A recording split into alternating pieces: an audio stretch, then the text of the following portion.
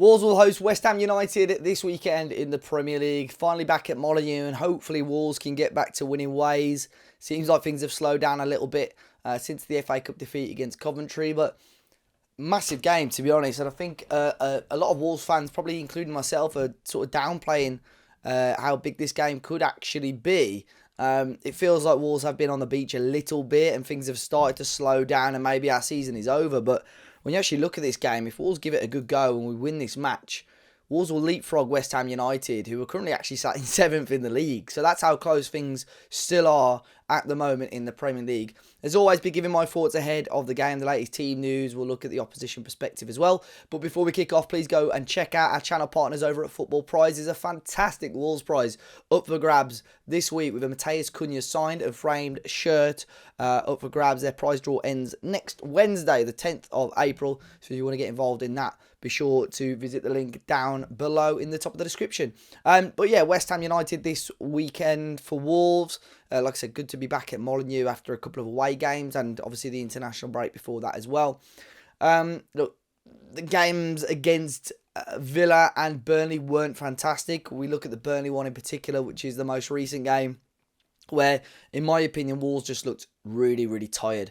And I'm hoping now this few days rest as such, work hard in training, Wolves will, can give this game a good go. I always seem to remember Wolves are fairly decent form against West Ham United, especially at home, since we've come back into the Premier League. I think they beat us during the COVID season, but other than that, I can't remember us losing many games against West Ham at Molineux, and we've had good form in the Premier League.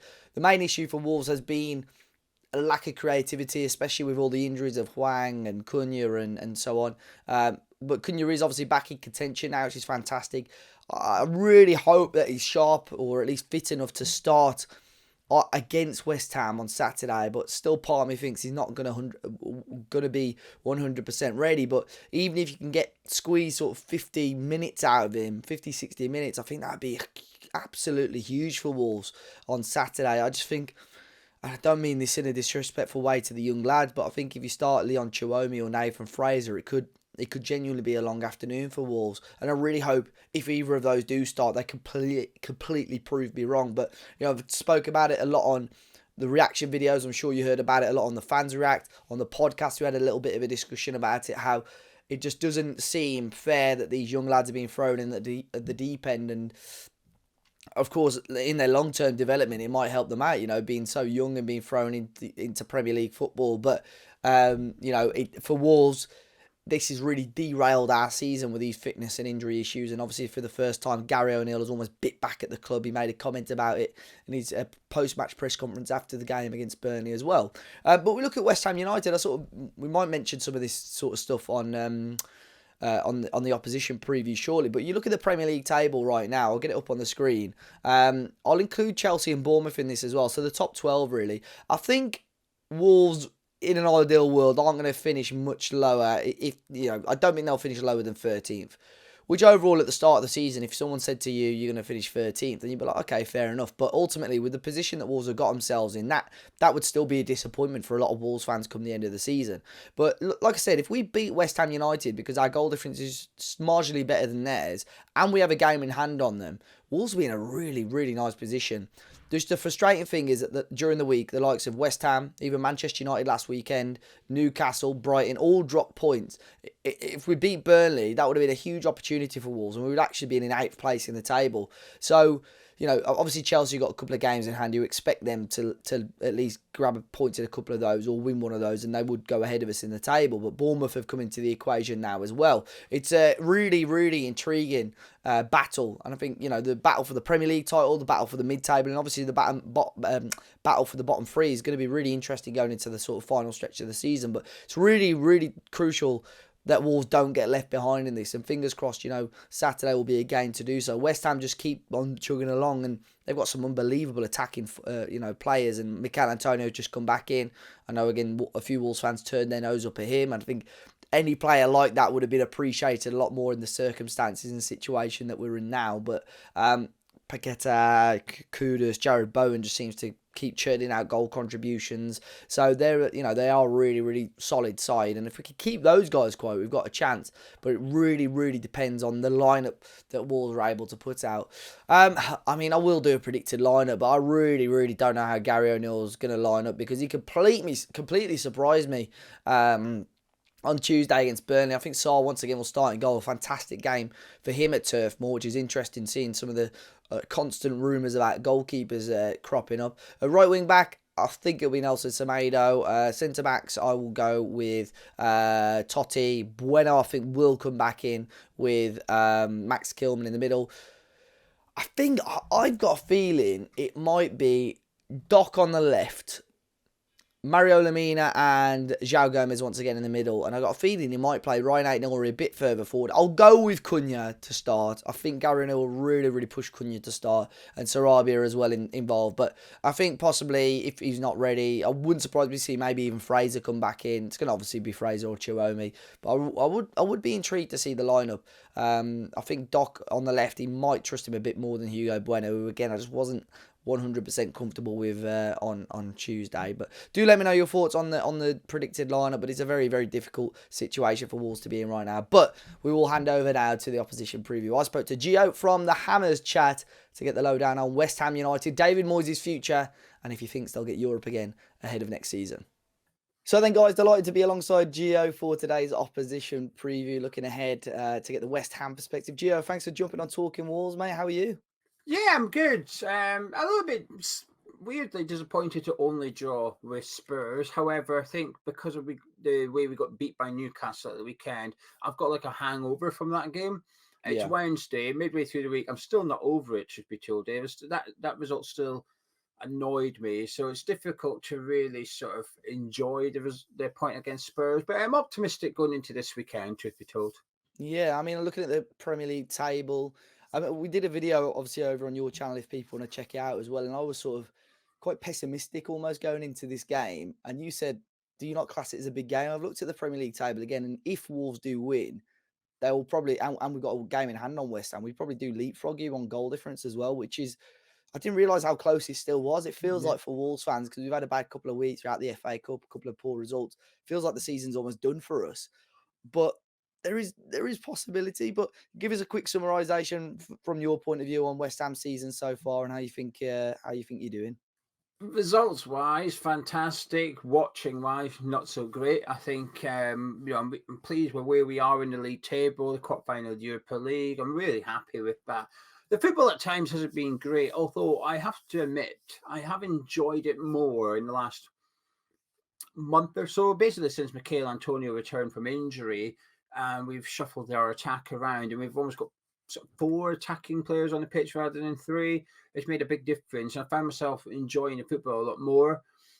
However, we've got a bit of an issue in regards to squad depth / David Moyes' substitutions, which has cost us points against Newcastle and probably prevented us trying to pick up another 2 points against Spurs on Tuesday. So we're in a good place at the minute, Dave. It's been a bumpy journey, if you like. And at the minute, there's uncertainty over David Moyes' future.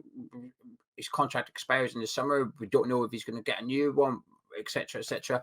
So, I've enjoyed it, though. I'm pleased with how it's gone. It's just, I really want European football next season. I've got used to it. I've been spoiled. I've had it for 3 seasons in a row now. I want it for the 4th season. I love European football. So I'm hopeful we can just cling on to 7th and 8th in the Premier League and get European football back. Yeah, I mean, it's so close at the moment still. Obviously, Newcastle, Brighton, I think Chelsea got a couple of games in hand, so can certainly, come back into it as well. So it will be very, very interesting as we go into sort of the business end of the season now. You talk about David Moyes there, contract up in the summer. In your opinion, what do you think the likelihood is of him staying? And obviously, Gary O'Neill, our current head coach, had been linked with the role at West Ham. Is Gary O'Neill someone you would take at the London Stadium? I'm generally can't call if he's going to get a new contract or not. In terms of prediction, I cannot call it. I think there's a lot of indicators suggest he's getting a new deal and he will be here. But there's possibly a few, maybe not indications he's not getting one, but there's a few things I'd expect to have occurred by now, which haven't done, which would insinuate he's staying here next season as well.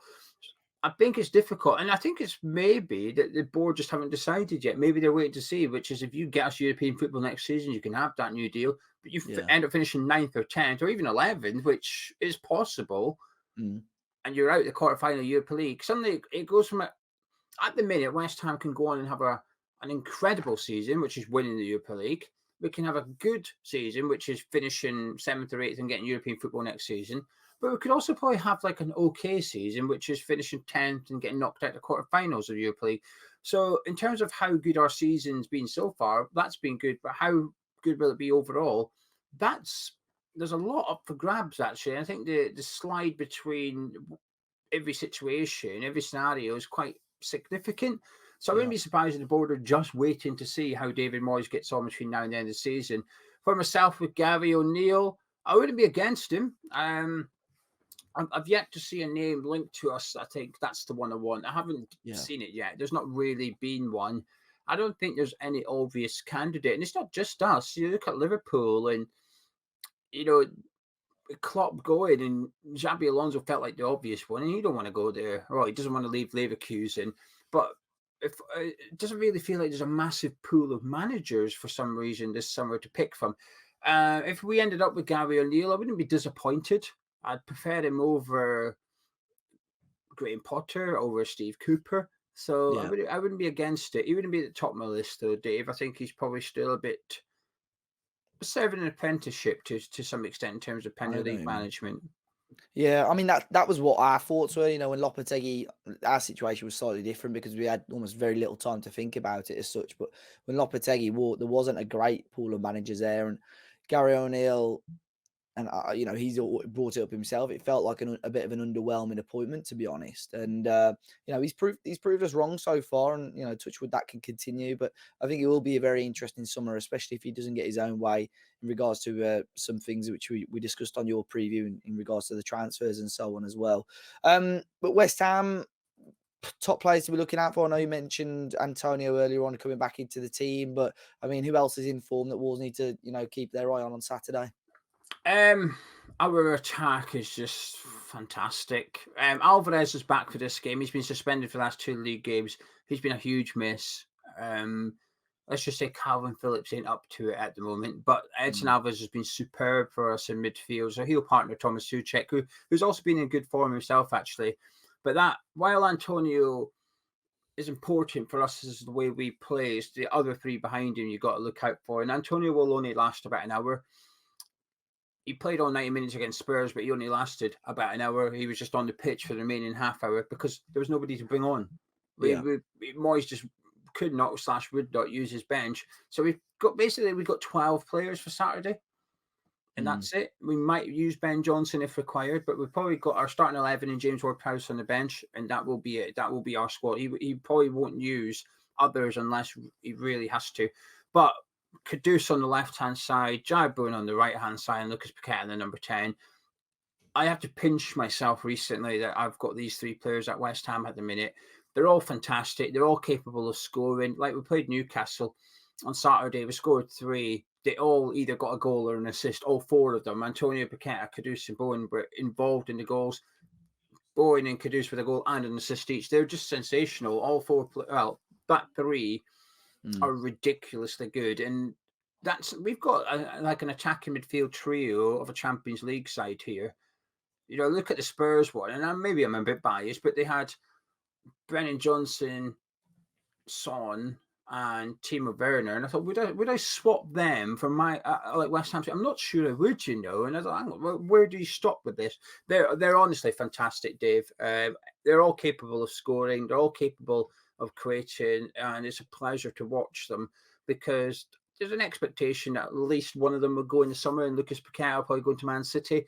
So we've probably got 7 more Premier League games of him at West Ham. I'm just going to enjoy him in the claret and blue and hope that this betting allegation rumbles on and he can't join Man City. Yeah, I think obviously that comparison. Obviously, Son is an unbelievable player, but I think in terms of the consistency and the goal outputs that your guys are getting, especially at present, is much better than the likes of Brennan Johnson and Timo Werner are. So it's probably not a bad comparison, to be honest. But fantastic players, and I know a lot of a lot of people watching this, if you're fancy Premier League fans, you know, some of those players will get you constant returns as well, to be fair. But still in the European race, mate, and talking of that, I think Wolves, like I mentioned to you earlier, could still be in the conversation. I mean, I can't see it personally, but from sort of what you've seen of us or heard of us so far this season, what are your thoughts? I've seen quite a lot. I watch a lot of Premier League football, and I've seen a lot of you recently. And that Coventry game was one of my favourite games this season. Truth be told, Mm. I had it all, didn't it? Well, not for you, but for me as a neutral, I had it all. Um, but I think you've got a lot of really good players, but there's some players I'm just not a big fan of, and I always use a bit of like a rule of thumb, which is would I take them at West Ham? If yes, Mm. and then I really admire them, and if the answer is no, then it doesn't mean they're a bad player. It just means I wouldn't see them as a upgrade on the personnel we currently got. Like Semedo, for example, I've never been convinced by him. Sometimes I haven't seen a good game, and I see him have a poor game, and vice versa. I'm a big fan of Kilman. I thought he was crap last season. Truth be told, thought he was crap. Yeah, Next to Collins, I thought they were both crap. yeah, I thought you did one of the better bits of business in the summer when he went to Brentford, because I thought he continued to be pretty poor when he went to yeah, Brentford. But I thought Kilman's really improved this season. He's sort of, in my opinion, back to his best, maybe. Doesn't help that you're playing sort of three left-footed centre backs at times, and he's sort yeah. of shifted over to the right-hand side with Totti and who's the one in the middle? Dawson or Bueno? Bueno, Yeah, that's maybe, it. yeah. Yeah. I Nuri, I think, is fantastic. Gomez is as well. When I see him being linked away, I'm not surprised. I'm not keen on Jose Sa. I was when he first arrived, not so much anymore, really. Mm. And then as for your attack, I just find it a little bit,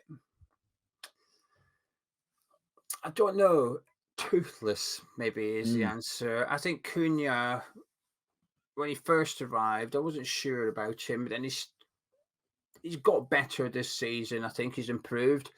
Neto's just incredible, but he's never available, is he? Let's be Mhm. honest. I don't know what it must be like for you lot. When he comes back, you must celebrate, but there must be a bit in your head that thinks, but how long? How long Yeah, until he's out? Because it's almost guaranteed that he's gonna get injured again very soon, and he's out, and it must be frustrating for you.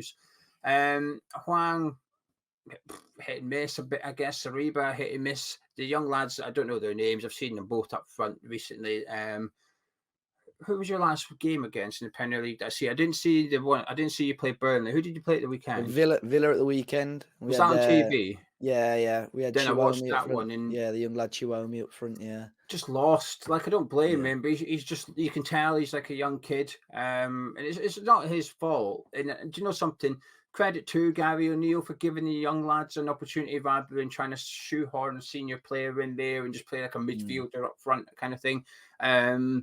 But I just think, I don't know. When heard Gary O'Neill speak about your lack of transfer activity, there was a bit of me that can relate to that as a West Ham fan, where quite often we'll be in a good position in the January transfer window and we don't do anything. And you just spoke about how you sold two strikers and bring one in. Well, we did the same. We let Said Benrahma and Pablo Fornals leave, didn't bring in an attacking midfielder, went to Old Trafford and had to play Ben Johnson, who's naturally a right back, at right wing, and it was just like, oh come on, like this is it. yeah, You've got rid of two senior players who had to go, a bit like your strikers, they had to go, but not at the detriment of your club, and not to mm, not replace them. They were still being used. They weren't playing well, particularly, and don't have a long term future. But to cash in on them and not bring somebody in was just very, I say, short sighted. It's not really. It's long sighted. They're thinking about what to do in the summer and next season. But it's almost like they're willing to sacrifice this season. Say, oh, don't worry about European football. We'll go next season. We'll try and get them. mm. But you're going to lose Paqueta probably. So what's the point? You're almost just. So when I heard Gary O'Neill speak, I thought, yeah, I can relate to that actually, because I've seen that times and many at West Ham where we're in a good position or we can go and achieve something, but the backing in the January transfer window ain't there. Yeah, it's like I mentioned to you earlier on. I think it's telling that Gary O'Neill's come out of this. You know, normally you get sort of a split. Some people that would defend the manager, and other people are saying, "No, shut up, Gary, get on with it." But it's pretty much a 99% swing in Gary O'Neill's favour. Everyone's saying, "Oh, here we go!" Like, people aren't surprised by it, to be honest. Yeah. So, be very interesting to see the reaction. We've had players even comment on the squad size on social media and in post match interviews as well. So, be interested to see if there is any sort of reaction ahead of Saturday's game. Gio, how do you think the game is going to go? Are West Ham going to go for it, or do you think they're going to be playing sort of a counter-attacking style as we saw at the London Stadium last time? You'll see the counter-attacking style. I think David Moyes spoke around the Spurs game and said that we want European football. We know how much points we need, and therefore we know how much wins we need. After getting a point against Spurs, he said, if you'd offered me a point before the game, I would have taken it. That suggests he's got a bit of a plan as to where he's picking the points up between now and the end of the season. And bear in mind, we play Liverpool and Manchester City. 2 of the last 3 games are Liverpool, Man City, and the game in the middle is Chelsea. That's got to put the focus on this one. And after yourselves, we've got the likes of Fulham, Crystal Palace, and Luton. This is where we have to pick up those points. If he wants European football next season, it has to be now. Now, I don't think a draw is enough for us on Saturday. I don't, because you've got that game in hand, and obviously I don't know who it's against, but it's not just you. Brighton, at the time of recording, I've got 2 games in hand. One of them are obviously Wednesday night away to Brentford, which I expect them to win. That's the pressure applied to West Ham straight away. We've got to pick up points, and beating you would maybe not put you out of the European race, but it would put a little bit of daylight in between us, 6-point gap. And you will have a game in hand, granted, but that 6-point gap, we're running out of games now. You'd only have 7 games to make that up, and it's not that easy. So we need to win. I think you'll see our strongest 11 from the start, despite European football next week. On Thursday, we play Bayer Leverkusen, because we've got no options. We do have options. We've got Aaron Creswell, who wanted to go to Wolves last summer. So we've got the likes of Maxwell Cornet, we've got Calvin Phillips, who's just had a horrific time at West Ham thus far. We've got Danny Ings. So we've got senior players with a lot of experience, but Moyes just hasn't been playing them during the season, and it's got to the point where they're almost unusable. There's no form, there's no confidence, there's no momentum, there's nothing. You're almost bringing on a player out the cold and saying, can you go do it? Well, no, they don't. They need a couple of games to get up to speed. Well, we've run out now. There's no couple of games to get up. We need you now. On Spurs, Tuesday night against Spurs, we were good. I enjoyed the game. We were good. We didn't make a sub. We made no subs. The players were shattered, and we made no subs because he just doesn't trust who he's got on his bench. And I think you'll see the same on Saturday. So I think you'll see a good West Ham for an hour, 70 minutes. Then after that, Antonio will fade. And this is where we look at Moyes and say, well, what are you going to do now? So I think West Ham have got to make sure we're winning by the hour mark in order to preserve Mikel Antonio ahead of Thursday against Bayer Leverkusen. But I'm optimistic, Dave. Paqueta, Kudus, Jared Bowen, there's goals in our team. Yeah, I am interested to see how, we played a very strange formation and system against Burnley. It'll be interesting to see how Gary O'Neill lines up for this one and how he can react to that. But can I trouble you for a score prediction, Gio? What are you thinking? 2-1 West Ham, 2-1. You will score. Our defence, while it's done okay the last couple of games in terms of individual performances, we've still conceded 5 goals. But I think you'll get a goal, at least one. It's just a case of, can we limit you to the sole one, and can we get a couple? And I think we will. I think our attack's got goals in us. So I'll say 2-1 West Ham. Yeah, no problem, mate. Well, thank you very much for jumping on Talking Walls, mate. After Saturday, all the best for the rest of the season. I'm sure I'll catch up with you next campaign as well. Yeah, you will. I'm looking forward to it. Yeah, brilliant, mate. And I'll leave a link to the Hammers chat in the description down below, guys, if you want to go and check out our match preview that we did over there. And yeah, I'll catch you next time, mate. Thank you very much. Cheers. So big thanks to Gio. I'll make sure I leave a link to the Hammers chat, guys, over in the description down below. We did a preview on their channel. It'll be out on Friday afternoon, I believe. But yeah, looking at the situation, guys, obviously Chelsea have got a couple of games. They play one tonight, which is Thursday night. So we'll have a slightly clearer indication of what the table's looking like ahead of the weekend. But as always, if there's any major team news, I might do a video tomorrow afternoon on that. If not, follow us at Talking Walls on all the socials. We'll keep you up to date as soon as Gary's press conference hits tomorrow lunchtime. And be sure to hit the like button, subscribe to the channel if you're new. Enjoy your weekend, guys, and I will catch you all very, very soon.